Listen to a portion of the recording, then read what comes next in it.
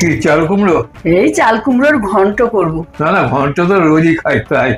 তুমি একটু আজকে শুক্তো করো, শুক্তো খেতে ইচ্ছে করছে। না, চাল কুমড়োর শুক্তো তো ভালো হবে। তো আমার উচ্ছে নেই, দেখি।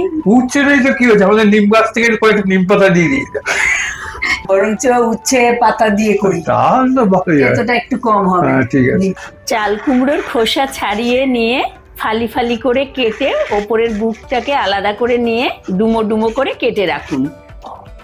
কয়েকটা ভালো ভালো দেখে উচ্ছে পাতা বেছে বেছে তুলে নিচ্ছি।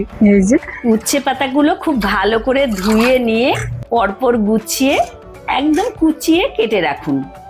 শুকনো খোলায় সর্ষে ভেজে ঠান্ডা করে নিয়ে গুঁড়ো করে রাখুন। মটর ডালের বড়ি গরম তেলে ভেজে তুলে নিয়ে জলে ভিজিয়ে রাখুন। সেই তেলেই মেথি তেজপাতা ফোড়নে দিয়ে চাল কুমড়ো আর লবণ দিয়ে নেড়ে চেড়ে ঢাকা দিয়ে সেদ্ধ করে নামান। দুধে ময়দা গুলে রাখুন।